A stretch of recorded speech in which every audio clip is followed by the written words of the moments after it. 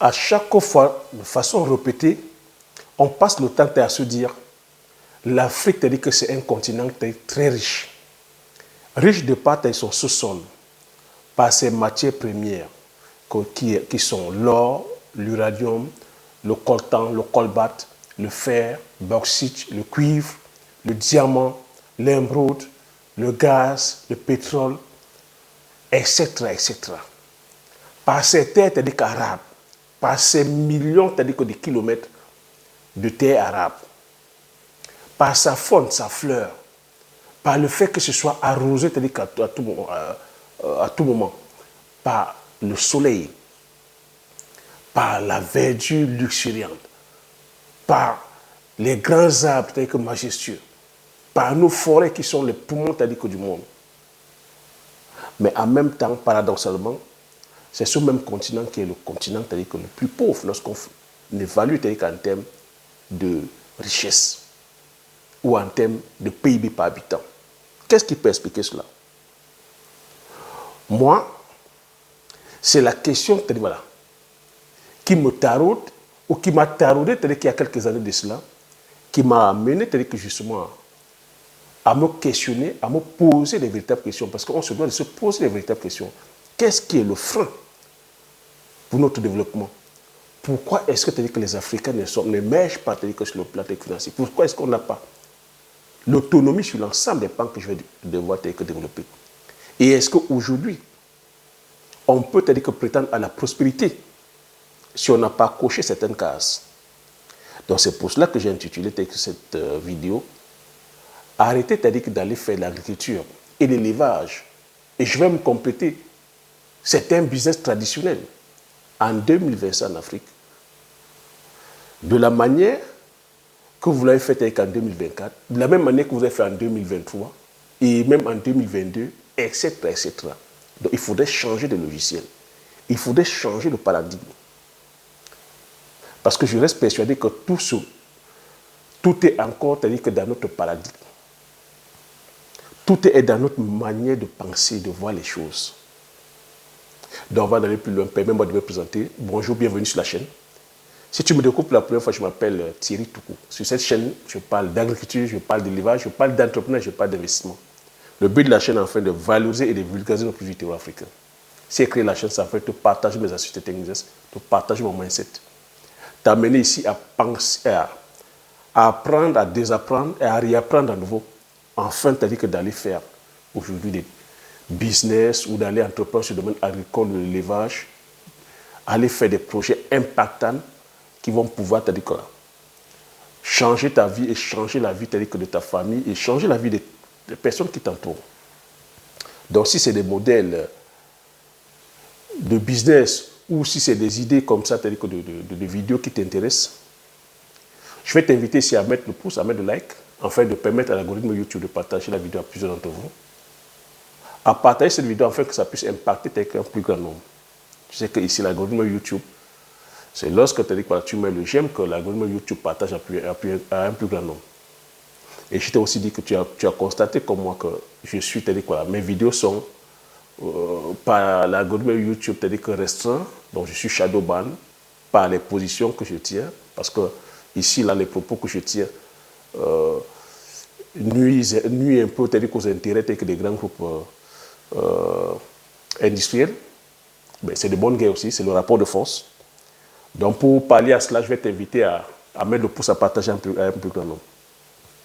Donc je suis en train de dire ici que tu ne dois plus aller faire l'agriculture et l'élevage en Afrique si tu n'as pas pris, c'est-à-dire que c'est... Si tu n'as pas pensé en amont, si tu n'as pas, c'est-à-dire justement, poussé le raisonnement très, très, très loin. Parce que c'est vrai que l'Afrique doit se développer. C'est vrai, c'est à nous de développer l'Afrique. Mais de quelle manière? C'est la question que je pose. Avec quelle idéologie? Ne va pas faire le business en Afrique si tu ne maîtrises pas l'idéologie dominante. Si tu ne maîtrises pas l'idéologie vers laquelle tu vas servir. Parce que je vois un peu que cet amalgame. Je vois cet amalgame. Nous sommes, c'est-à-dire que tous une amie m'a dit que l'Afrique a subi que plusieurs sévices, oui, je suis d'accord avec vous, l'esclavage, le colonialisme, le néocolonialisme aujourd'hui. Oui, c'est des faits qui sont là. Mais comment est-ce qu'on fait pour remédier à cela? Comment est-ce qu'on fait pour remédier à ces atrocités ou à ces, je veux dire, à ce que nous avons subi? Quelle est l'idéologie qu'on met en place? Et quelle est l'idéologie aujourd'hui? Il faut comprendre aussi qu'aujourd'hui, que l'idéologie dominante, c'est l'idéologie du capitalisme. Et c'est quoi le capitalisme? Le capitalisme aujourd'hui, c'est de pouvoir accéder à la propriété, c'est de pouvoir faire le profit.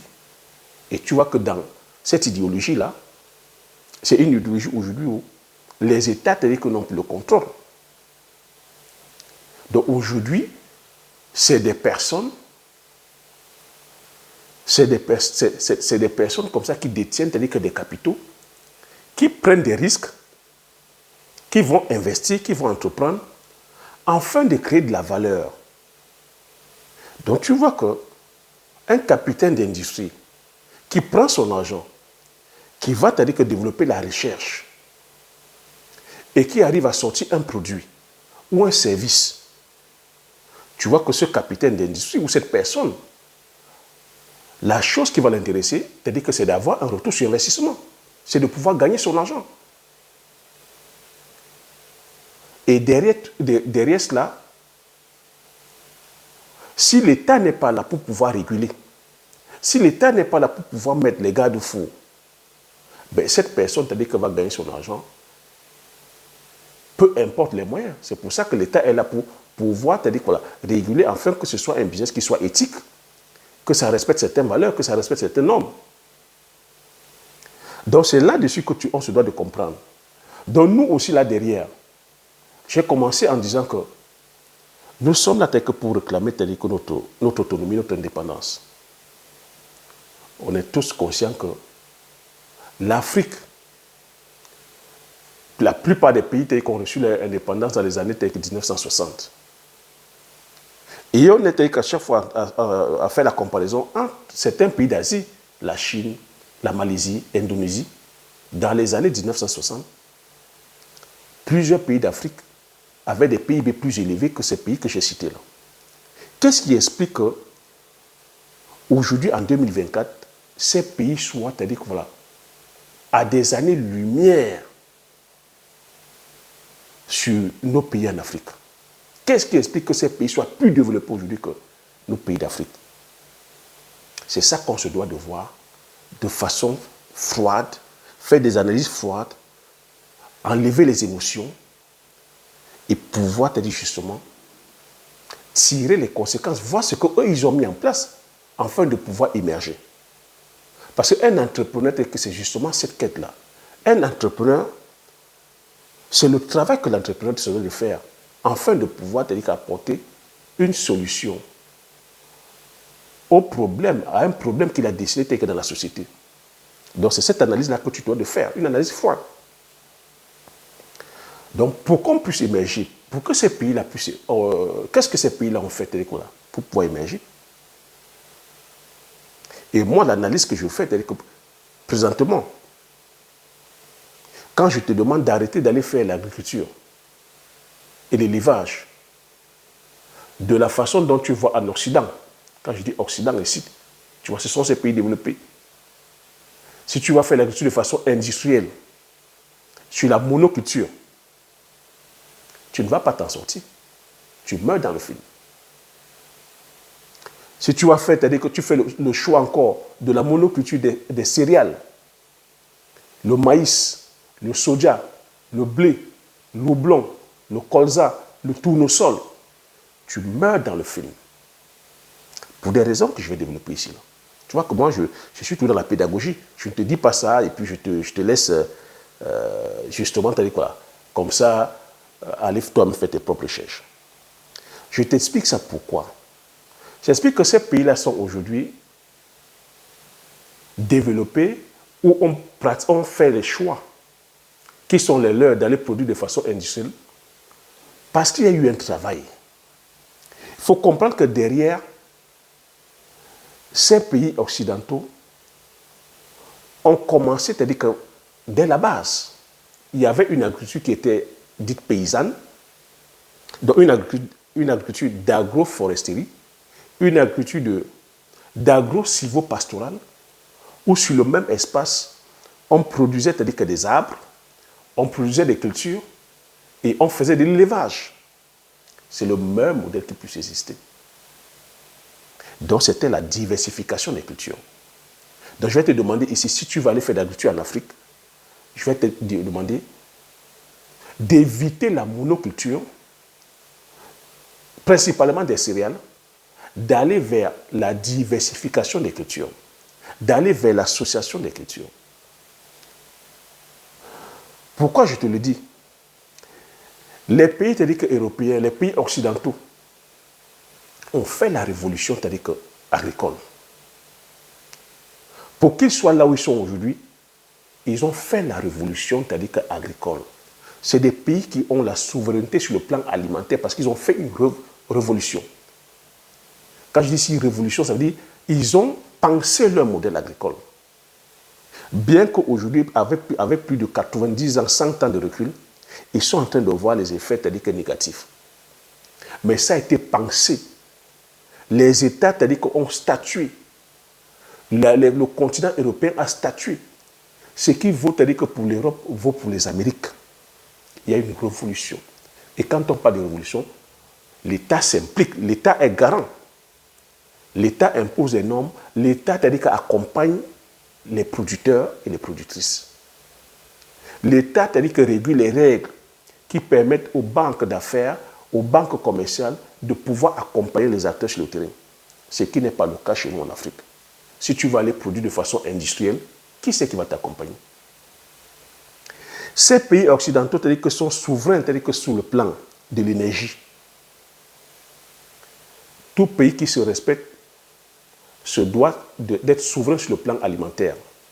Donc quand je parle alimentaire, tu vas dire que tu dois faire des réformes, fortes des réformes, violentes sur le plan agricole pour pouvoir avoir ta souveraineté alimentaire. Tout pays qui se respecte se doit d'avoir la souveraineté sur le plan de l'éducation. Quel est l'état de notre éducation? Quand on parle ici d'éducation, ça veut dire que quand tu as pensé ton agriculture, tu sais que derrière, il faut former des techniciens agricoles, il faut former des éleveurs, il faut former des vétérinaires, il faut avoir derrière des géotechniciens, il faut avoir derrière cela des sémenciers, il faut avoir des chimistes, il faut avoir des biochimistes, il faut avoir des ingénieurs agronomes. Derrière la bonne éducation, on se doit d'avoir des techniciens, c'est-à-dire que des électroniciens, des génies civils, des électromécaniciens. On se doit d'avoir des scientifiques. Bref, lorsque la réforme est bien faite sur le plan de l'éducation, on se doit d'avoir une éducation de qualité scientifique et technologique. Tout État qui se respecte se doit d'être souverain sur le plan énergétique. Tu ne peux pas t'élever aujourd'hui, tu vas aller faire une agriculture industrielle, intensive sur la monoculture. Tant que ton pays n'est pas souverain sur le plan énergétique. C'est marcher sur la tête. On n'est pas souverain sur le plan énergétique. Alors que je t'ai dit en amont que nous sommes arrosés par les différents cours d'eau. On a des fleuves, on a des rivières, on a des océans, on a des lacs. Nous avons comme ça la mer. On a le vent, on a le soleil. Nous avons dit que la géothermique, on peut faire de la géothermie. On peut faire, rien qu'à regarder nos villes, avec des saletés qui sont là. On peut faire aussi même de la méthanisation. Donc tu vois que c'est en formant, c'est-à-dire que nos enfants, en formant, c'est-à-dire que voilà, la population, les jeunes, sur les métiers, c'est-à-dire que technologiques et scientifiques, qu'on pourra développer, c'est-à-dire que ces différents pans. Il faut être autonome, c'est-à-dire que sur le plan de la santé. Un État qui se répète se doit d'être souverain sur le plan de la santé. C'est pour ça que je dis qu'on se doit de former les médecins, former des scientifiques, afin de pouvoir développer la science pour qu'on puisse fabriquer nos propres médicaments. Si tu n'es pas souverain sur le plan de la santé, et que ta santé dépend des entités extérieures, dis-moi comment tu pourras aller faire un business rentable. Tu dois être souverain sur le plan de la défense. Tu dois être souverain sur le plan de la défense.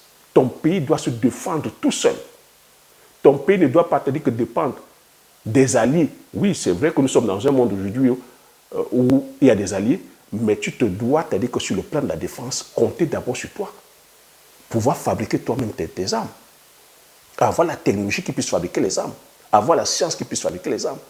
Avoir la technologie qui puisse fabriquer des radars, qui puisse fabriquer, je ne sais pas moi, des drones, qui puisse envoyer des satellites. Oui.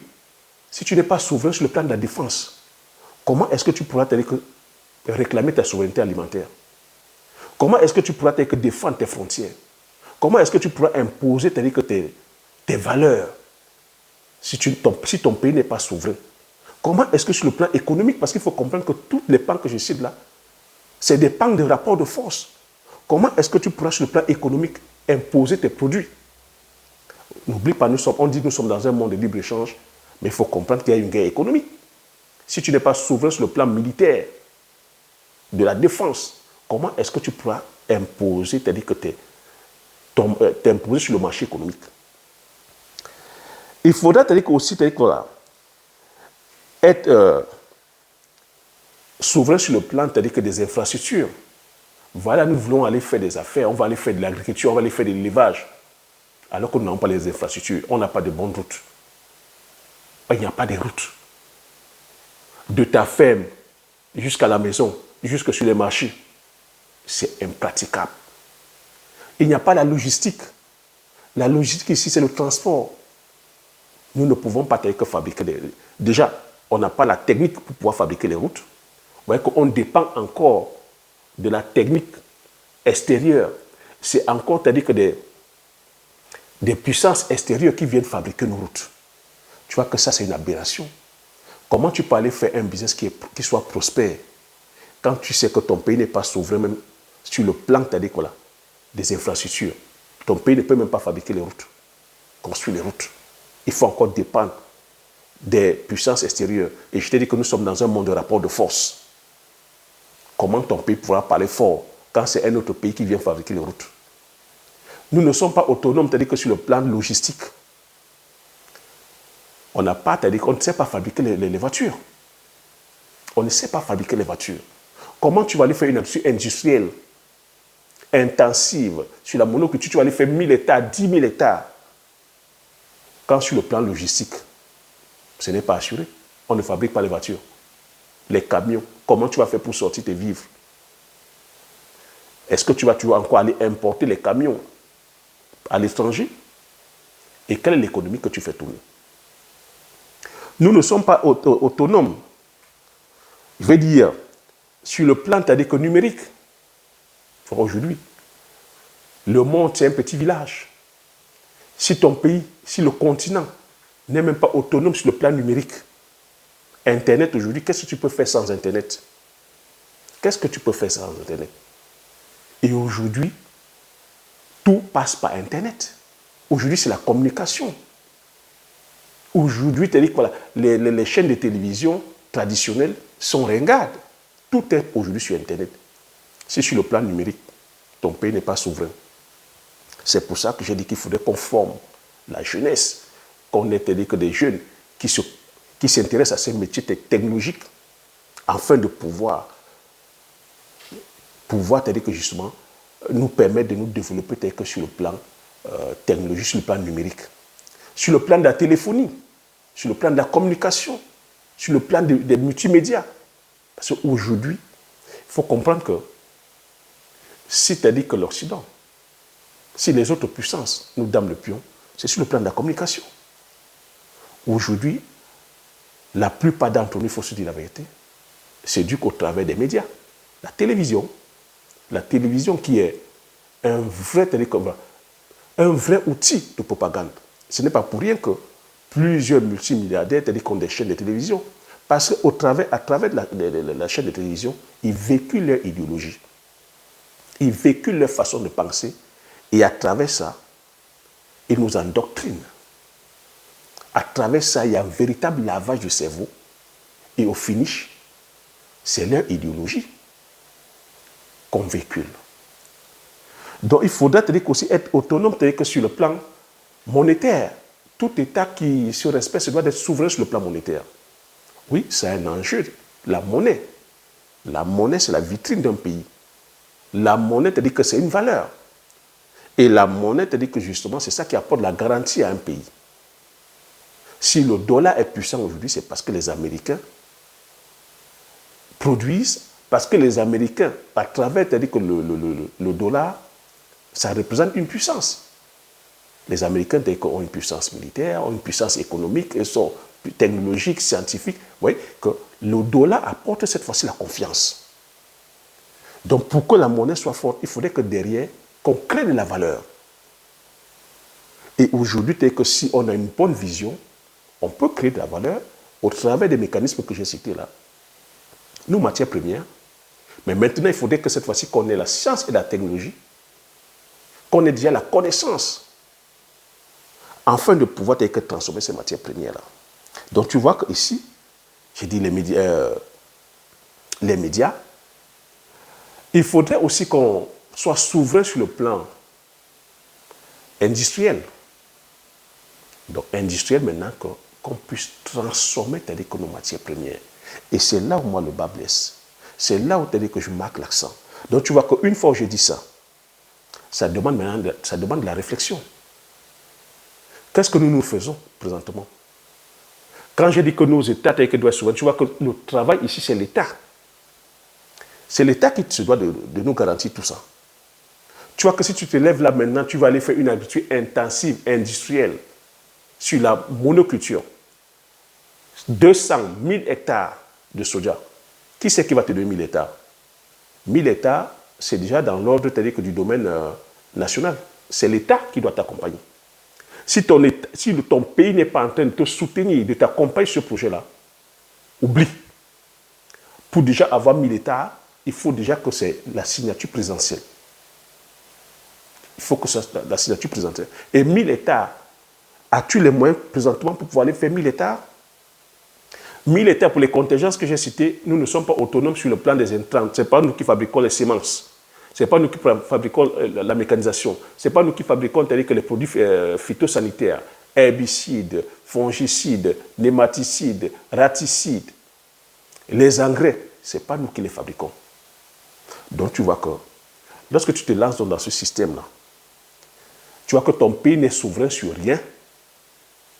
Comment tu vas faire pour pouvoir être compétitif par rapport à des États, par rapport à des pays ici qui sont souverains, qui ont fait des réformes agraires, donc réformes agricoles, des réformes, ils ont fait leur révolution industrielle. Ils sont souverains sur le plan énergétique, sur le plan scientifique, sur le plan de l'éducation, sur le plan des infrastructures, sur le plan logistique, sur le plan des commerces, sur le plan numérique, sur le plan monétaire, sur le plan des aides et des accompagnements. Ils sont souverains sur le plan de la distribution. Ils sont souverains sur le plan de l'agroalimentaire. Donc ils savent transformer. Ils sont souverains sur le plan tertiaire de la vente, de la distribution. Comment toi tu pourras aller être compétitif? C'est pour cela qu'il faut changer de logiciel, comprendre que le business ici, ce n'est pas une religion.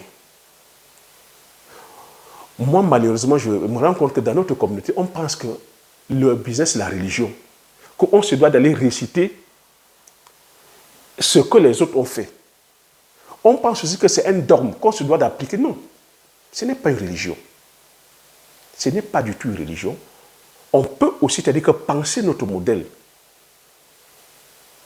économique, on peut penser notre modèle de produit, on peut se penser notre modèle de transformer, on peut penser aussi notre modèle, je vais dire, d'émergence. On ne peut pas aller faire le copier-coller. Et mais nous, quand on veut aller faire le copier-coller, on veut directement aller prendre le produit fini. Tu ne peux pas. Tu veux aller faire le business, tu veux aller acheter la voiture que les autres ont déjà construite pour venir gagner de l'argent. Comment tu seras riche? En parlant de business, quand on parle de Yango, on parle des VTC. Nous, on va acheter directement la voiture déjà manufacturée. Cette voiture-là manufacturée, les gens ont travaillé. Nous, on voit seulement le produit fini. Mais derrière ce produit fini, il y a eu un travail. Il y a eu tout ce que j'ai cité là. Il y a eu une formation. On a d'abord formé les hommes. C'est la connaissance, le savoir. Ils sont autonomes, c'est-à-dire que sur le plan énergétique, ils ont fait les révolutions industrielles. Ils ont la science, la technologie pour pouvoir transformer tout ça. Il y a un travail, il y a un savoir-faire, il y a un savoir-faire fait, il y a une transmission avant de voir le produit fini. Et il y a eu de la recherche et développement pour pouvoir avoir cette voiture-là. Donc, nous, on vient uniquement prendre le produit fini et derrière, on passe le temps à se plaindre que ils sont eux qui viennent nous piller. Ben oui, pour avoir cette voiture finie, il faut que la matière première. Ben nous, comme nous sommes assis sur un tas d'or et on ne connaît pas la valeur, on a le fer, on a le bauxite, on a l'uranium, on a le pétrole, on a l'émeraude. Et eux, sachant la valeur de ces matières finies, de ces matières premières, viendront prendre. Pour que tu aies un téléphone portable, il faut cette matière première-là. Eux, ils ont la science et la technologie. Ils vont venir chercher. Ils ont peut-être le malheur de ne pas avoir que ces matières premières-là. Mais ils viendront chercher que ces matières premières là où ça se trouve. Même par les rapports de force. C'est de ça qu'il s'agit. Si on ne se réveille pas, si on ne prend pas conscience, si on ne va pas s'éduquer, on ne va pas se former sur le plan scientifique et technologique, si on ne va pas plutôt chercher à créer de la richesse endogène, créer des technologies endogènes, créer des valeurs on dit la science et la technologie c'est universel, mais on se doit d'aller chercher la connaissance afin de venir développer des valeurs endogènes. Tu veux un tracteur, créer des usines. On se doit de créer des usines. Chez nous en Afrique, avec des expertises des Africains pour fabriquer ces tracteurs. Si on veut avoir un téléphone, on se doit de créer des industries de fabrication de téléphones avec la matière grise africaine. Personne ne viendra faire ce travail à notre place. Je vous ai dit, nous sommes dans un monde de rapport de force. Si on se contente uniquement du produit, on ne va jamais se développer parce qu'avec les rapports de force, on met les vétos. Ils mettent toujours les vétos. Donc, on ne sera jamais plus compétitif. Même quand on dit qu'on est dans un monde de libre-échange, l'agriculteur occidental ne va jamais accepter que toi, l'agriculteur africain, tu viens dominer le marché des céréales, de la tomate, du poivron. Jamais. Ils vont toujours mettre des barrières parce qu'eux, ils ont fait cette révolution agricole. Eux, ils ont créé des normes et ces normes-là, aujourd'hui, qui les protègent. Ils savent mettre du protectionnisme, même par les taxes. C'est pour ça que l'État joue un très grand rôle. Et ces différents pans-là, c'est des pans régaliens où l'État se doit de jouer son rôle. Mais nous, aujourd'hui, est-ce que nos États ont cette puissance-là? Est-ce que nos chefs d'État sont aussi puissants? Est-ce que le continent africain pèse? On n'a qu'à voir à l'ONU. Est-ce que nous avons le droit de veto? Est-ce que nous sommes représentés à l'ONU? Oui, on va beau faire des discours. Mais ces discours-là, on les balaye toujours d'un revers de la main. Lorsqu'il s'agit de prendre des décisions fermes, est-ce que nous avons le droit de veto? Alors, nous n'avons pas le droit de veto. On subit toujours. Donc c'est pour cela qu'on se doit de prendre conscience. Comprendre que la révolution doit se faire dès la base. Commencer à penser un modèle. Le meilleur modèle qui soit aujourd'hui plus économique, c'est le modèle de ferme intégrée, d'association de culture, de diversification de culture. Parce qu'on ne peut pas passer le temps à dire que oui, on a trompé nos parents à aller faire le cacao, le café, les VA, le coton, et ils ne s'enrichissent pas avec ça. Et derrière tout ça, et on ne se questionne pas, on continue toujours à faire la même chose, de génération en génération, et on passe le temps à se plaindre, à se lamenter. C'est pour cela que je dis que non. Le business n'est pas une religion. Ce n'est pas une religion où on vient réciter, c'est-à-dire que à chaque fois, c'est-à-dire que non. On se doit se questionner. Moi, c'est comme ça que je fais, afin d'aller entreprendre dans le domaine agricole autrement. C'est pour cela que j'ai épousé le modèle de diversification des cultures. Je suis allé faire la culture du poivrier. Tu vois, culture du poivrier où nous sommes très peu à faire en Afrique. Au Cameroun, nous ne sommes que 600 à le faire sur une population de 30 millions. Oui, c'est bien. Ils sont venus nous dire qu'il faut faire le café, le cacao. Mais le café et le cacao n'est pas en train de nous enrichir. Le café et le cacao, ce n'est pas que le cacao, c'est une mauvaise culture. Mais c'est que la stratégie vers laquelle on nous a menés, c'est une mauvaise stratégie. On nous amène uniquement à produire les fèves, et les fèves telles que sont vendues en Occident, et c'est les Occidentaux qui apportent la plus-value. Parce que nous ne sommes pas autonomes, nous ne sommes pas souverains sur les différents pans que j'ai cités. Donc aujourd'hui, on se doit de changer le logiciel. On se doit de passer à la phase secondaire qui est la transformation. Parce que c'est en transformant qu'on apporte la plus-value. Et on se doit aujourd'hui de privilégier plutôt aujourd'hui les richesses endogènes. Parce que c'est en privilégiant les richesses endogènes qu'on apporte les devises. Et en étant souverain sur notre monnaie, on pèse. Et en pesant lourd, on a une voix qui porte. Donc tu vois que si tu n'es pas sur ce chemin-là, et que tu vas uniquement faire la monoculture de maïs, le maïs, tu n'as pas le contrôle sur le prix. Le prix, c'est-à-dire qu'il est décidé ici en Occident. C'est des traders qui décident le prix du maïs.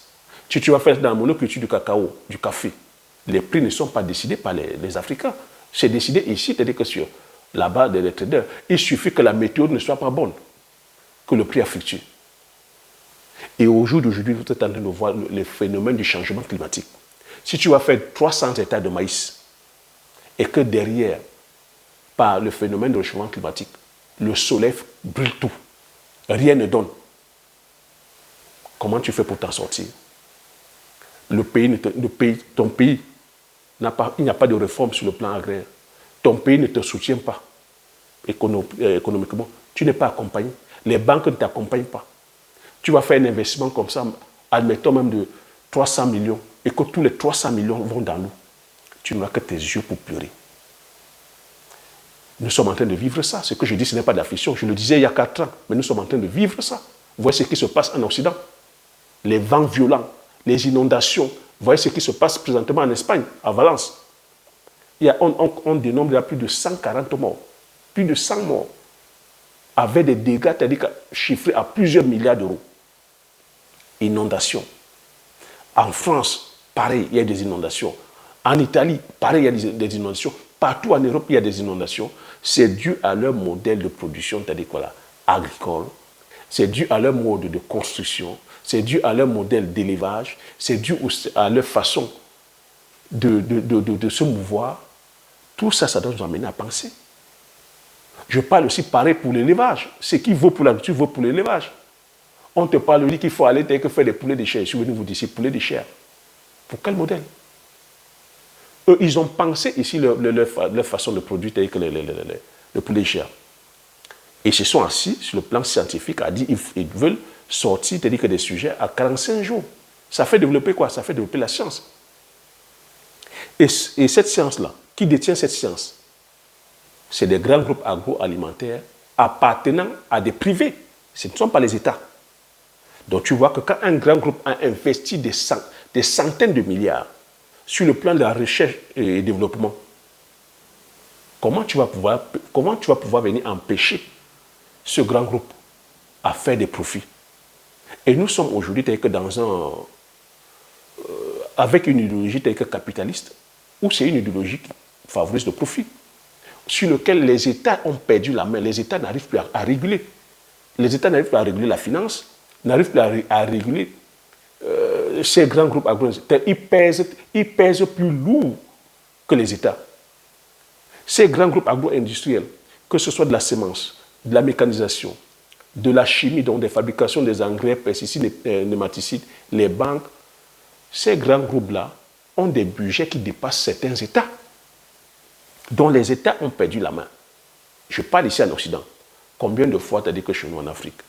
Chez nous en Afrique, ces grands groupes arrivent avec des lobbying, influencent le chef d'État, influencent les politiques, influencent, c'est-à-dire que les scientifiques, nos scientifiques où il n'y a pas de la recherche, il suffit qu'on vienne leur donner des billets de banque et voilà comment ils viennent imposer, c'est-à-dire que certains modèles de culture, ils viennent imposer certains modèles agricoles, ils viennent, c'est-à-dire que changer notre façon de produire, c'est-à-dire et de consommer.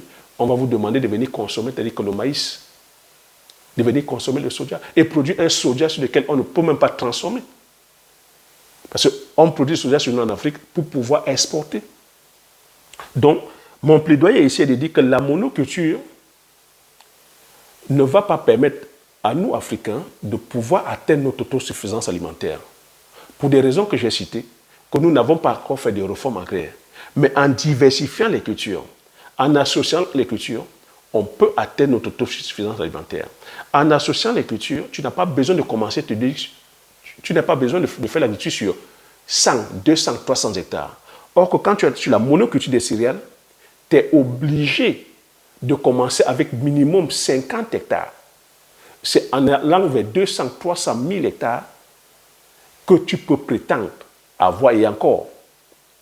Or que, en allant faire la diversification des cultures, l'association des cultures, tu peux commencer modestement, c'est-à-dire que sur 1 hectare, sur 2 hectares, sur 3 hectares, à hauteur d'homme, sans utiliser c'est-à-dire que du gros matériel, sans avoir de tracteur.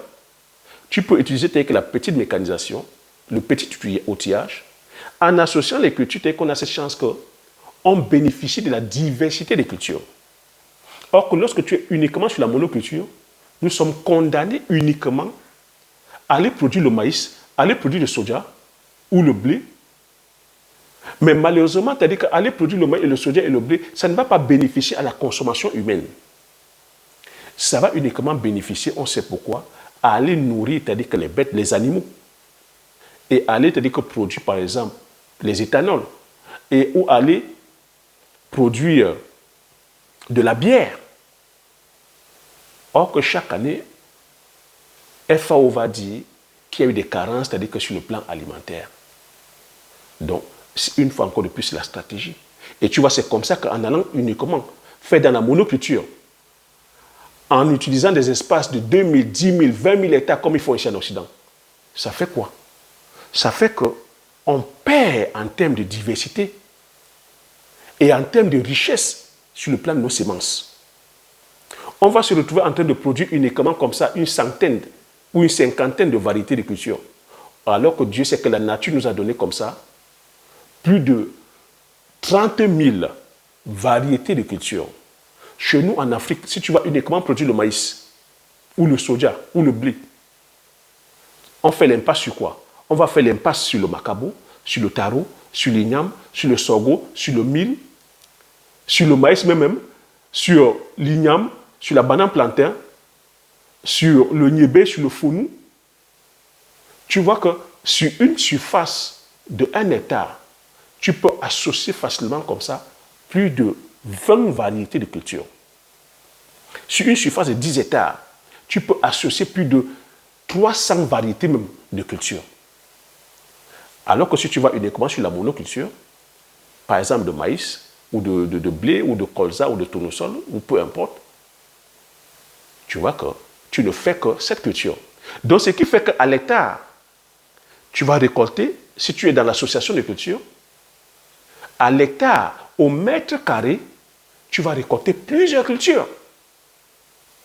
Et l'avantage ici, c'est l'agroforesterie en fait. C'est de ne pas aller faire uniquement dans les cultures telles que de court cycle. C'est de mettre les arbres. Parce qu'avec le réchauffement climatique aujourd'hui, le recul que l'agriculture occidentale a sur plus de 80 ans, c'est que le fait de venir déforester, c'est ça qui est en train de créer toutes les conditions telles que la catastrophe écologique que nous avons aujourd'hui.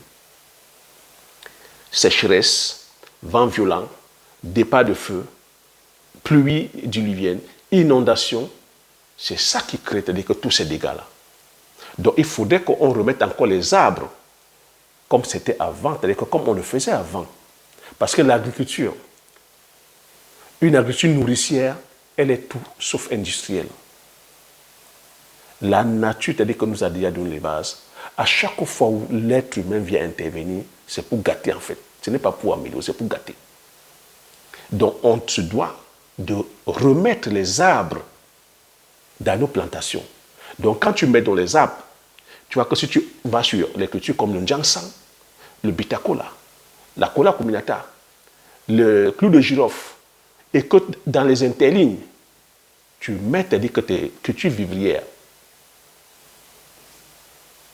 ce n'est que le jackpot. Si tu vas vers les cultures comme le poivre, le palmier à huile, c'est pour ça que moi j'ai fait le choix de la diversification en fait. Tu me vois, je produis le poivre. Le poivre qui est l'une des épices les plus consommées au monde. La troisième culture la plus rentable au monde. C'est ça le poivre. C'est ça.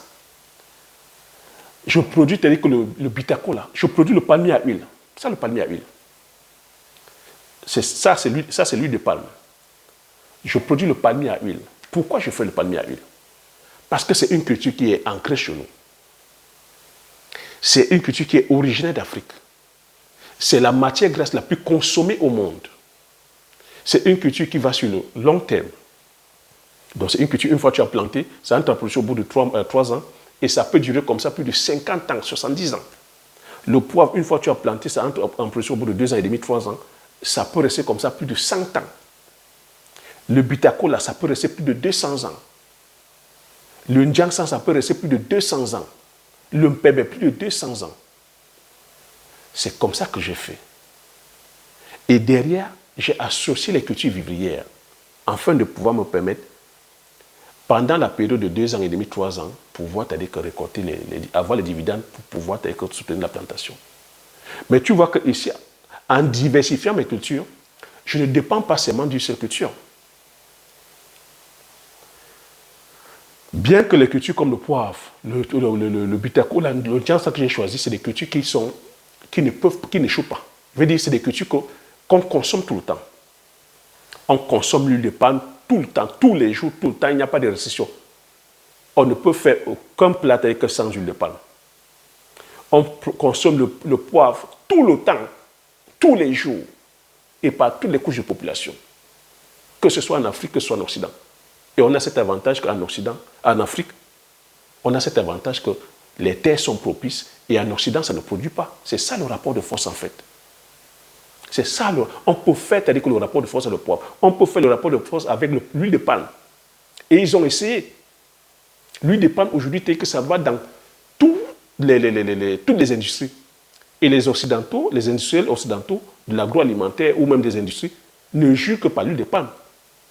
Mais on a eu ce rapport de force il y a 10 ans de cela. Les lobbying des autres huiles oléagineuses, colza, tournesol, huile d'olive, ils ont essayé de lancer une cabale contre l'huile de palme. Mais c'est de bonne guerre, les amis. Parce que l'huile de palme est en train de prendre les parts de marché en Occident. Ils ont imposé que l'Union européenne puisse mettre des taxes pour pouvoir freiner la pénétration de l'huile. En fomentant, en inventant qu'en allant produire de l'huile de palme en Indonésie, en Malaisie, les orang-outans, on tue les orang-outans. Les orang-outans ici, c'est une espèce de singe. Hein, tu vois, ils sont toujours dans ce monde de rapport de force avec les normes à placader les choses en avant pour pouvoir noircir le tableau. C'est ça le monde du capitalisme. Ce n'est pas un monde pour les enfants de cœur. Et c'est un jeu qu'on se doit de savoir et de connaître. C'est pour ça que nos États se doivent d'être aguerris. Mais maintenant donc, si nous n'avons pas des États souverains, si on n'est pas, quand je dis souverain, si on ne peut pas peser lourd sur la balance, vous voyez que ces économies-là, ces grandes industries, ces grandes puissances, avec le lobbying qu'ils ont, ils vont toujours nous écraser. Ils vont nous écraser. C'est de ça qu'il s'agit. Donc, il ne faut pas aller faire le business comme des bleus. Moi, je vois en ce moment, on va aller acheter le matériel en Chine. On va aller acheter les équipements en Chine. On va aller acheter en Turquie. On va aller acheter en Asie, en Inde. Mais c'est en faveur de quelles économies, en fait? Et quelle est l'idéologie qu'on véhicule? Et on est là, en même temps, à dire qu'on est kémite, on est panafricain. On est en même temps là, à dire que non, il faut qu'ils rentrent. Ce sont eux qui viennent nous piller. Mais vous voyez que il faut qu'on travaille un peu notre mindset. Nous ne sommes pas autonomes sur le plan scientifique ni technologique. Nous ne sommes même pas en train de travailler pour. Parce que lorsqu'on va dire à quelqu'un d'aller travailler, d'aller commencer même à travailler avec la houe et la machette, il va dire, ah, non, mais aller travailler avec la machette, ah, non, ça c'est rétrograde, c'est comme, c'est rentrer encore à l'âge de la pierre taillée. Ah bon? Bon, tu ne veux donc pas travailler à la machette avec la houe. Tu vas travailler avec quoi? Ah, tu vas aller acheter les équipements en Chine. Tu sais comment les Chinois ont fait pour en arriver là? Je t'ai dit que dans les années 1960, années 1950, les Chinois aussi étaient en arrière comme nous. Mais eux, qu'est-ce qu'ils ont fait? Ils ont cherché, c'est-à-dire qu'ils se sont recroquevillés sur eux-mêmes. Ils ont, ils ont utilisé l'idéologie de créer des richesses, c'est-à-dire que des valeurs, c'est-à-dire endogènes, de travailler.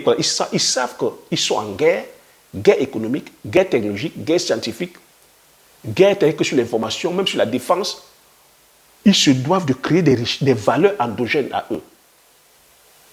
Ils n'ont pas commencé, ils n'ont pas dit que non, on va aller acheter, c'est-à-dire qu'en Europe, non. Ils ont dit, on va peut-être aller former nos jeunes, là où il y a la technologie, là où il y a la science, pour qu'ils viennent travailler, qu'ils viennent développer la science et la technologie propre à la Chine, propre à l'Asie. C'est comme ça que les pays qui se respectent font. Mais nous sommes là, un an, on ne va pas travailler là où vous allez acheter à la Chine. Vous allez donc aller acheter le produit fini à la Chine. Vous pensez qu'on peut se développer de cette façon? Il n'y a pas de transfert de technologie. Le jour où il y a pour un oui, pour un non, il y a une incidence diplomatique et que la Chine décide de ne plus fournir son matériel, que ce soit agricole, que ce soit technologique, que ce soit sur toutes les formes, à l'Afrique, on fait comment? C'est des choses qui arrivent. Et c'est des choses qu'on vit même présentement. Sur le plan géoéconomique, géopolitique, on le vit. C'est les rapports de force. Donc, pour toute personne intelligente, on devrait commencer à travailler même avec la main. Travailler avec la houe. Parce que vous ne connaissez même pas les avantages de travailler avec la houe. Parce qu'aujourd'hui, avec le recul, on sait que la mécanisation lourde des tracteurs, ça a un impact négatif sur les sols. Ça a un impact négatif sur l'environnement. Ça a un impact négatif même que sur le plan économique. Parce que voilà les agriculteurs occidentaux, les céréaliers occidentaux, ils ne s'en sortent pas. Ils sont pourtant sur 500 hectares, sur 1000 hectares de céréales. Ils ne s'en sortent pas. J'ai dit à Normand que nous sommes dans un monde capitaliste.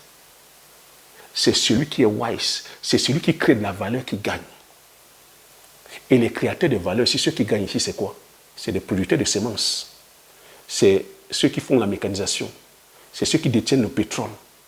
Pétrole, ceux qui extraient le pétrole, qui vendent le pétrole. C'est les banques. C'est ceux qui font dans les produits chimiques, engrais, insecticides, nématicides, fongicides. Et quand tu vois ce combo-là, tu verras que tous ceux que j'ai cités là, ils sont actionnaires dans tous ces business-là. Donc, ce sont eux qui tiennent le business.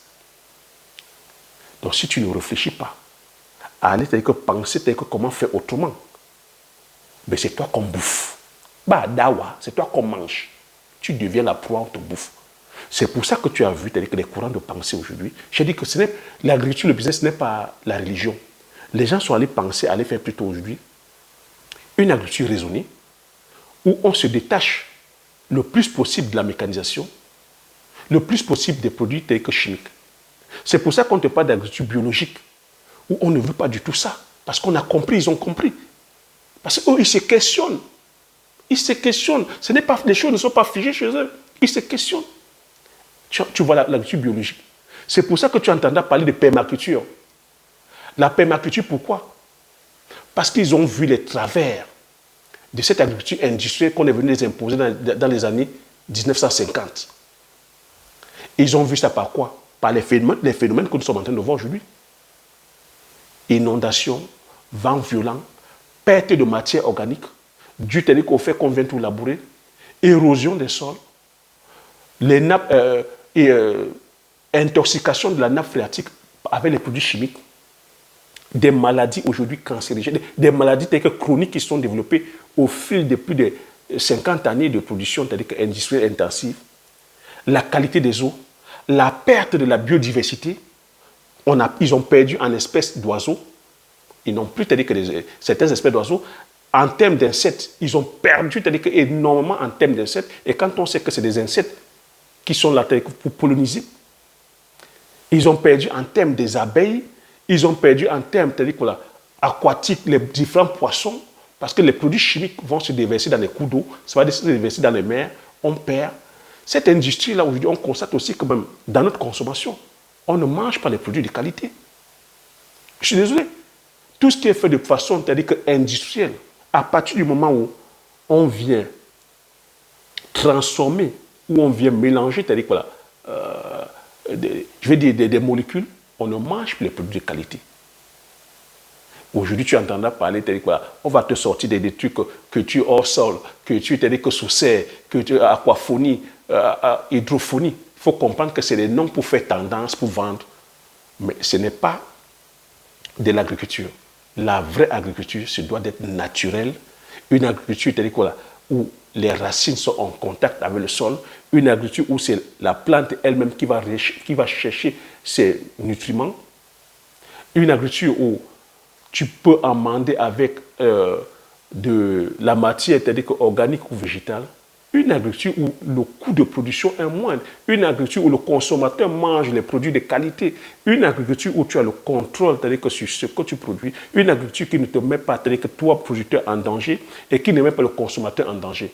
Et derrière cela, on se doit aussi de maîtriser aujourd'hui le circuit d'écoulement. On se doit de faire, c'est-à-dire qu'une agriculture aujourd'hui de proximité. On ne doit plus aller vendre, c'est-à-dire à plus de 100 km des fois, c'est-à-dire que 50 km, parce que c'est ça qui vient augmenter le coût de production. Parce que lorsqu'on va produire avec le pétrole, par exemple, dans nos pays où nous ne sommes pas souverains sur le plan, quand je dis énergétique ici, le pétrole, le gaz, l'électricité, ça coûte les yeux de la tête aujourd'hui le pétrole. Et ça a un impact sur ta production et qui aura un impact sur le panier de la ménagère. Et s'il y a un impact sur le panier de la ménagère, ben, vu que nous sommes dans des pays aujourd'hui où le taux de chômage frise les 90%, qui c'est qui va acheter? Qui va acheter? Quand tu vas faire le poulet, tu vas dire je vais aller faire le poulet de façon industrielle. Les équipements, la construction d'un bâtiment, ça coûte combien? Ici en Occident, ce n'est pas moins d'1 million d'euros. Quand tu vas aller mettre des bandes de plus de 100 000, 1 million d'euros. Qui t'accompagne. Quand tu parviens même à mettre un bâtiment comme ça à 1 million d'euros, où tu mets 100 000 sujets, est-ce que tu es à l'abri? Est-ce que tu as le contrôle des parentaux? Ce n'est pas nous qui produisons, c'est des firmes agro-industrielles et occidentales. Les œufs même. Est-ce que on a le contrôle tel que sur les vaccins? Même la formulation des médicaments, le maïs, on va aller faire, on n'a pas de plantations à perte de vue.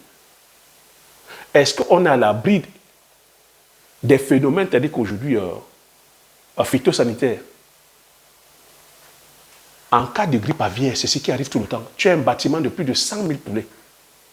Lorsqu'il y a une grippe aviaire et que tu perds tous les 100 000, qui va t'accompagner? Est-ce que ton pays va t'accompagner? Est-ce que ton continent va venir t'accompagner? C'est comme ça que beaucoup meurent en silence. Certains sont allés faire des bandes de poulets de 10 000, de 20 000. Quand il y a grippe aviaire, tout part. Et derrière, ils n'ont que les yeux pour pleurer. Certains ont fait ça avec leurs économies. D'autres ont fait avec des prêts contractés avec la famille. D'autres ont fait avec l'argent de la tontine.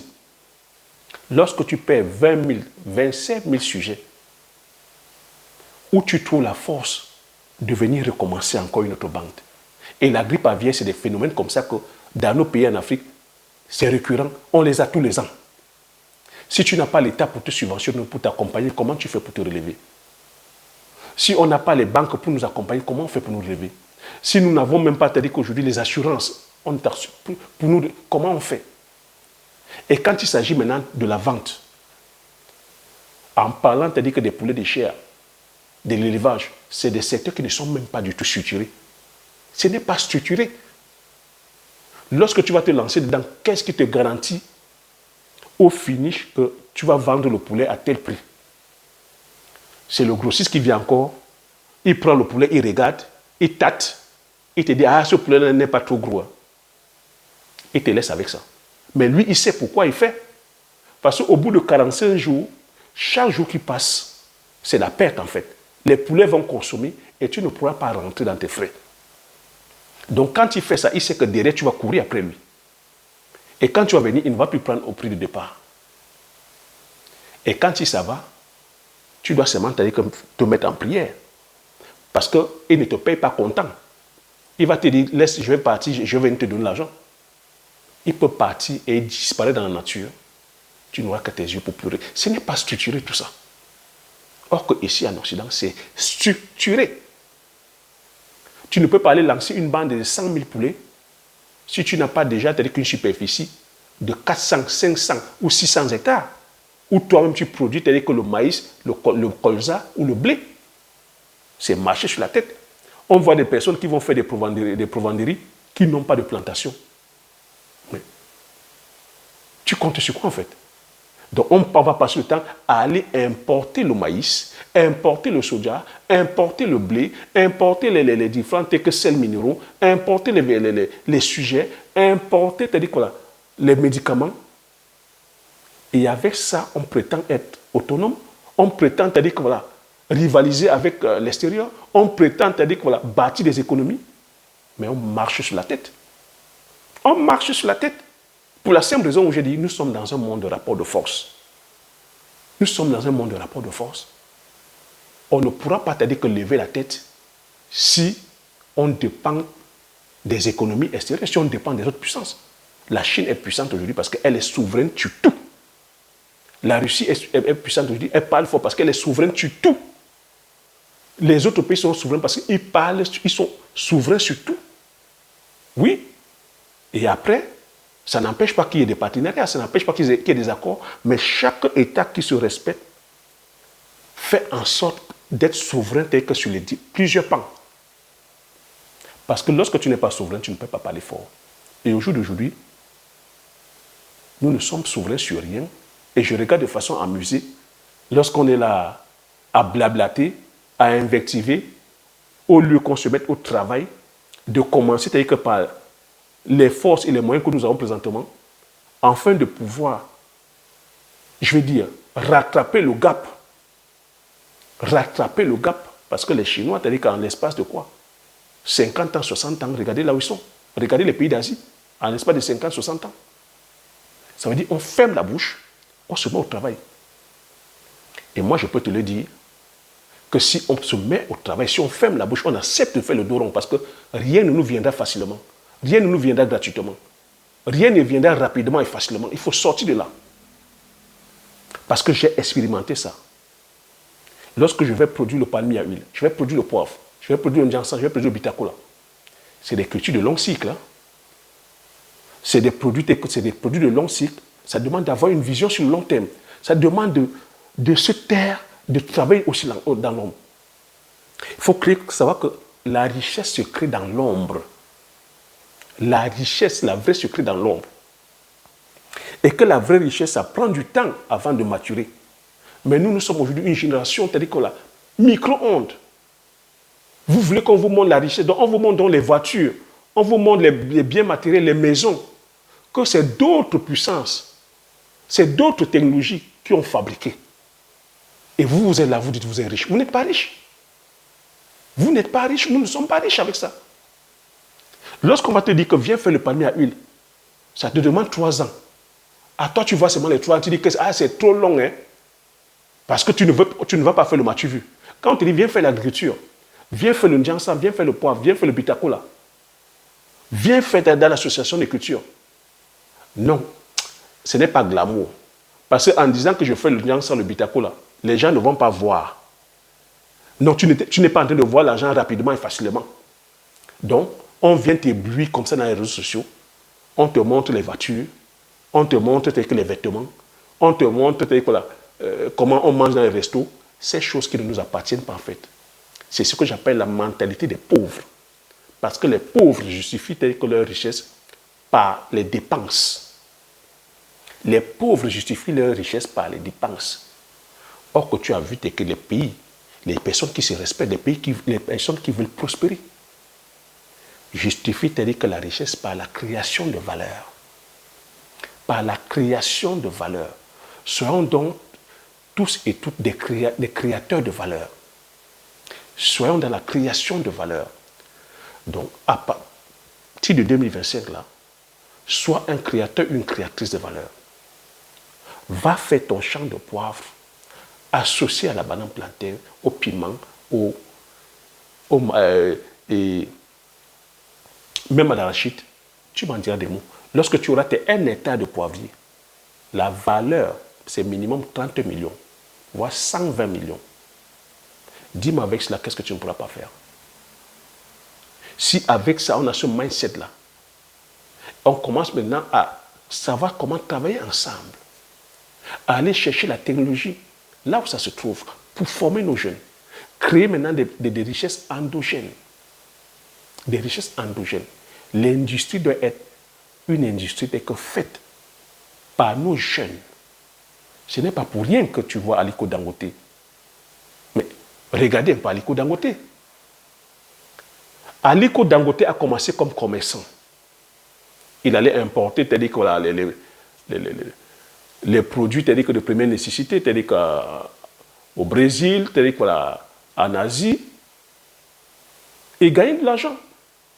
Il gagnait de l'argent. Mais il a compris qu'avec ce système-là, il n'enrichissait pas son pays. Et qu'avec ce système, dès que l'Afrique ne gagne pas. Et lui-même, il a ce slogan-là. Il faut que les Africains arrêtent d'être des esclaves. Il faut que les Africains arrêtent de travailler pour les autres. Qu'est-ce qu'il a fait? Il a commencé, cette fois-ci, lui-même, à aller produire. Au lieu d'aller acheter le sucre déjà fini, lui-même, il va faire des plantations de canne à sucre où il fabrique le sucre. Je ne sais pas te dire que si les Africains comprennent ça. Au lieu d'aller acheter la tomate, il a dit lui-même, il va aller produire la tomate. Il a même fait cette erreur-là au départ, d'aller lui-même acheter les grosses plantations, acheter les machines, lancer une usine. Il a vu que non, tout seul, il ne pouvait pas. Il a intégré maintenant la communauté. Il a lui-même fabriqué les semences. Lui-même, il fabrique ses semences de tomates qu'il distribue à la population. Il accorde les taux de crédit à taux zéro pour pouvoir faciliter les producteurs. Il distribue de l'engrais. Et cette fois-ci, on produit et on vient le livrer les tomates afin de pouvoir satisfaire les besoins de son usine. Il a compris que ce n'est que comme ça qu'on peut faire. Détenir le game, détenir le système.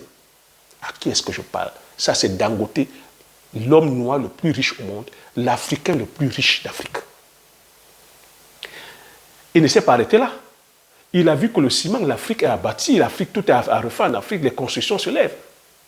Le ciment, nous avons la matière première pour pouvoir faire le ciment. Mais depuis des décennies, ce n'est pas nous qui fabriquons le ciment pour la construction de nos maisons. C'est la compagnie Lafarge qui avait le monopole. Il s'est attaqué dans ce segment-là. Il a dit qu'il va aller aussi fabriquer le ciment. Mais est-ce que c'est une affaire simple? Est-ce que je ne suis pas en train de dire que c'est une affaire qu'on va aller faire le doigt dans le nez? Mais tu as vu que, bien qu'il soit M. Aliko Dangote, bien qu'il soit l'homme noir le plus riche du monde, les choses n'ont pas été faciles pour lui. Il a fallu qu'il bataille. Il a fallu qu'il convainque que les chefs d'État. Il a fallu qu'il apporte beaucoup de garanties parce que derrière ça, il faut comprendre que les chefs d'État aussi africains sont sous pression. Ils sont sous pression. Donc Dangote, en tant qu'individu, en tant qu'industriel, face à des nations, à des pays, parce qu'il faut comprendre que l'avantage que les Occidentaux ont, c'est que les capitaines d'industrie sont soutenus par leurs États. Or que chez nous en Afrique, très peu. Donc quand un chef d'État européen ou américain arrive en Afrique, il arrive en tant que commercial, il arrive en tant que VRP. Il vient vendre, c'est-à-dire que le fleuron de l'industrie de son pays. Et la plupart, c'est-à-dire que c'est les privés. Donc tu vois, donc, quand tu viens maintenant t'attaquer à une mastodonte comme Lafarge, tu vois que tu n'auras pas seulement, c'est-à-dire que le groupe Lafarge, tu auras aussi, c'est-à-dire que l'État français qui sera là. Maintenant, Je te laisse maintenant imaginer les rapports que nous avons avec la France. Je te laisse imaginer les rapports que nos chefs d'État ont avec la France. Je te laisse imaginer les rapports de force. Le rapport de force pèse de quel côté? Et pourquoi est-ce que tu as dit que ça incline d'un côté? C'est là où on se doit de se questionner. Mais Dangote a pris ce pari-là. Il a fait son ciment, le ciment Dangote. Tu vois encore, tu as dit que le dernier challenge qu'il a relevé, c'est que sur le pétrole. Tu as vu la bataille, la médiatique, bataille juridique, bataille de conflit d'intérêts qu'il a eu même avec la raffinerie, la plus grande raffinerie au monde, qui lui a coûté plus de 20 milliards de dollars et à laquelle il a failli ne même pas démarrer. Pour des imbroglios encore comme ça, c'est là où tu te poses la question, on vit dans quoi? Oui, c'est ça ce rapport de force. C'est ça ce monde-là. C'est ça ce monde, c'est ça le capitalisme. C'est là le capitalisme. Et c'est là le rapport des forces. Que nos économies ne sont pas détenues par nous. Que nos économies, c'est-à-dire qu'il y a des forces qui sont, c'est les États qui sont derrière. Bien que les noms soient privés, les États mettent la pression. Et que si nous ne sommes pas souverains, j'ai commencé en disant au départ qu'on se doit être souverain sur tous les plans. Étatiques, institutionnels, sur le plan de la justice, sur le plan de la défense, sur le plan alimentaire, éducation, qu'on se doit d'être souverain. Lorsqu'on n'est pas souverain, on est manipulable. On est manipulable. Si tu ne peux pas te défendre et que celui qui est en face est plus fort que toi, comment tu vas faire? La personne va venir te dire imposer sa loi. C'est de ça qu'il s'agit. Et Dangote a été victime de ça. Il a fallu la pression de la communauté, il a fallu la pression de la population pour que Dangote sorte de ça. Donc Dangote a compris que on se doit, pour se développer, on se doit d'être autonome, souverain sur ces plans. L'énergie d'abord devant. Quelle est l'industrie que tu vas aller faire sans être... Ou quel est le business que tu vas faire si tu n'es pas autonome sur le plan énergétique? Le pétrole aujourd'hui, on ne carbure que par le pétrole. Le gaz. Quelle est l'agriculture que tu vas aller faire industrie si tu n'es pas autonome sur le plan des engrais? Dangote a compris ça. Il est allé là-dessus. Et quand Dangote va faire ça, tu vois que lui, il ne fait pas seulement ça, il s'arrête. Il fait le transfert de technologie.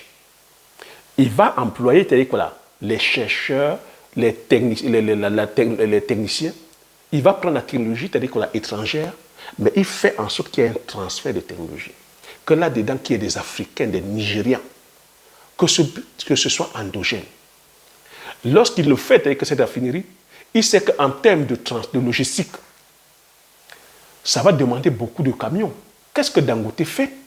Dangote ne s'arrête pas seulement à dire que bon, je vais importer les camions de l'Asie ou de la Chine.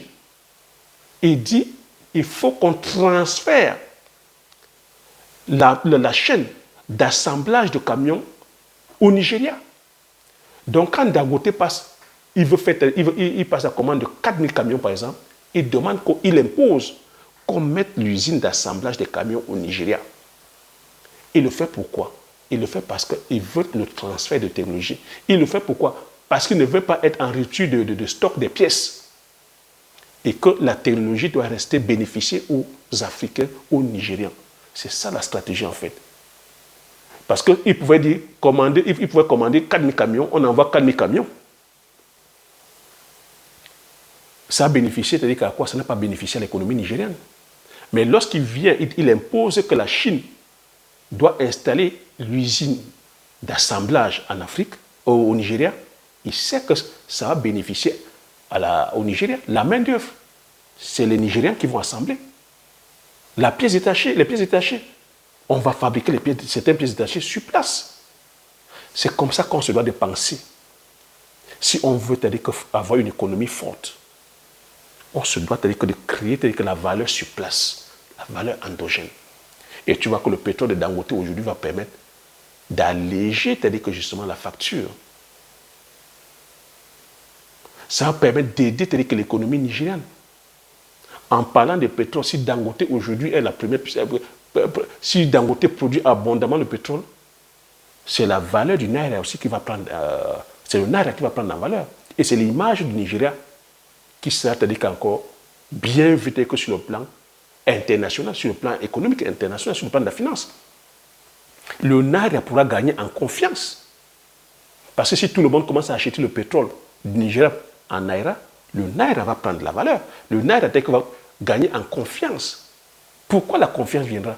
Parce que le Nigeria, c'est un pays producteur de pétrole. Parce que la monnaie s'est basée que sur la production.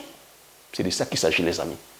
Je pourrais rester comme ça 10 ans à parler. Donc, si on veut aller produire, si tu vas aller faire le business, si tu vas aller faire l'agriculture, si tu vas aller faire l'élevage, si tu vas arrêter d'aller faire l'élevage,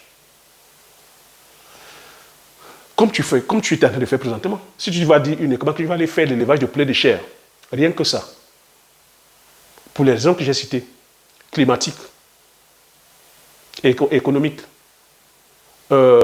sanitaires, et que tu perds tous tes sujets, tu fais comment? Mais si tu avais dit que faire ton élevage, et que tu avais associé là-dedans l'agriculture, que tu avais diversifié tes cultures, tu ne serais pas en train de te plaindre. Tout au contraire, les dégestions de tes animaux, tu vas amender, c'est-à-dire que tes plantes avec, ça va, c'est-à-dire que baisser, c'est-à-dire que les charges, les coûts, et les plantes, les résidus de tes plantes, tu pourras nourrir tes sujets, ou même la production de tes plantes, tu pourras nourrir tes sujets. Le supplément, tu vas vendre. Donc tu es comme ça dans un écosystème fermé où rien ne se perd, rien ne se crée, tout se transforme. C'est comme ça qu'on fait pour gagner, les gars. Et derrière ça, on commence à développer tous les différents pans que j'ai dit. On commence à développer tout. Mais tout ça, ça va se faire dans le travail, les gars. Dans la discipline, les gars. Ça va se faire avec une vision sur le long terme. On ne doit pas être court-termiste. On ne doit pas avoir la facilité et la rapidité. Ça doit se faire dans le travail parce que c'est comme ça que les autres ont fait. C'est comme ça que la Chine a fait. C'est comme ça que les pays d'Asie ont fait. C'est comme ça que la Russie a fait. Il n'y a pas de magie, c'est pas le travail. Il y aura des sacrifices à faire. Le collage est petit, il faudra oublier. Aller boire les bières, c'est-à-dire que voilà, il faudra à un moment oublier les gars. Aller, c'est-à-dire que porter les pointillés, aller plutôt mettre dans les sacs l'ancel, aller mettre dans les voitures, aller mettre dans les voyages, aller mettre... Non. Ceux qui le font, c'est les personnes qui ont déjà produit. On ne peut pas aujourd'hui être dans la consommation. On n'a encore rien fait, les amis. On n'a encore rien fait pour pouvoir les jouir. C'est ceux qui ont travaillé, qui bénéficient des retombées de leur labeur, qui peuvent s'amuser, qui peuvent prendre du bon temps parce qu'ils ont travaillé. Nous, on a déjà fait quoi? On n'a encore rien fait, mais c'est nous qui sommes là à boire les bières. C'est nous qui sommes là à coller les petites. C'est nous qui sommes là dans les pages de Mokupan. C'est nous qui sommes là dans les Congossa. C'est nous qui sommes là à faire des challenges, des nombres de vues. C'est nous qui sommes là à nous casser entre nous. Alors qu'on n'a encore rien fait. Alors qu'on n'a encore rien fait. Et Bouloye, il y a du travail, les gars. Donc voilà ce que je voulais partager. Mettons-nous au travail, rétréchissons-nous les manches, qu'on se mette au travail, comprendre que l'entrepreneuriat, ou peu importe ce que, ou la réussite, ce n'est pas une question de religion. Ce n'est pas un dogme. On se doit d'utiliser notre cerveau. On se doit de penser. On se doit de questionner les modèles qui sont là. Oui, les choses ne sont pas figées. On se doit de questionner. Tout comme moi, j'ai questionné la façon de faire avant d'aller faire l'agriculture. Tu vois que je ne fais pas mon agriculture comme tout le monde. Je n'entreprends pas comme tout le monde. Je ne suis pas sur YouTube, je ne fais pas comme tout le monde. Je suis venu sur YouTube, tu vois, je partage, je diffuse avec toi de façon authentique. Je ne mets pas, c'est-à-dire que des artifices. Je ne donne pas une impression, une image. Parce que ça ne sert à rien. On n'a encore rien fait. On est dans le paraître, on n'a encore rien fait. Nous sommes ici en Occident. On bénéficie du travail que les autres ont fait. Ces pays ont des civilisations telles que millénaires. C'est les autres qui sont sacrifiés, ils ont travaillé. Donc quand on est dans ce confort-là, on a fait quoi pour bénéficier de ça? Donc on ne va pas se vanter, se pavaner à montrer l'image. Non. On se doit d'être intelligent, d'être wise, à voir comment ça se passe ici, pour aller faire aussi chez nous. Parce que tant que l'Afrique n'est pas développée, tant que ton pays n'est pas développé, peu importe les moyens que tu as ici en Occident, peu importe que le vêtement que tu auras sur toi, tu vas toujours refléter l'image de l'Afrique. Tu vas toujours refléter la pauvreté qu'il y a là. Tu vas toujours refléter ce sous-développement. Tu vas toujours refléter le manque de lumière. Tu vas toujours refléter le manque de route. Tu vas toujours refléter le manque d'eau. Tu vas toujours refléter le manque de santé pour tous. Tu vas toujours le manque d'éducation. Ça sera toujours collé en toi, la pauvreté, la misère, la trière. que l'Afrique reflète, ça sera collé sur toi. Je sais de quoi je parle. Je suis dans l'événementiel, je suis dans ce milieu-là. Je sais, je connais les codes. Nous sommes dans un monde de codes. De codes. Donc c'est à nous de faire ce travail-là.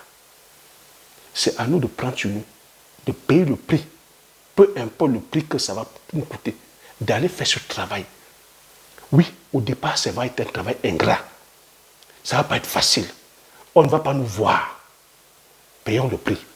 Comme les Chinois ont payé le prix. Comme les pays asiatiques ont payé le prix. Comme tu as dit que la Russie a payé le prix. Il faut comprendre que Poutine était persona non grata. Mais pendant 30 ans, il a travaillé. Aujourd'hui, s'il lève la tête, c'est parce que pendant 30 ans, il était persona non grata. Personne ne voulait aller en Russie. La Russie était un pays très pauvre. Quand on a divisé, je parle de l'URSS, lorsque ça a été divisé, mais il s'est mis au travail afin de pouvoir développer, c'est-à-dire que tous ces pans-là, afin de pouvoir être souverain sur tous ces pans. Mais aujourd'hui, le voilà, il parle fort. Il parle fort pourquoi?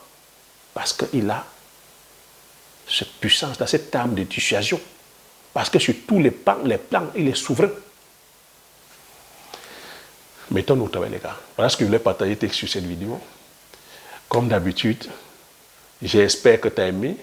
Laisse un pouce pour les raisons que je t'ai expliquées. Partage massivement autour de toi. Comme j'ai coutume à dire, l'information c'est la connaissance la richesse. Une fois que tu as ces informations, tu appliques tes stratégies et tu passes l'action massivement afin d'impacter ta vie et impacter la vie de tous ceux qui t'entourent. Si je te dis merci, à la prochaine vidéo. Ciao.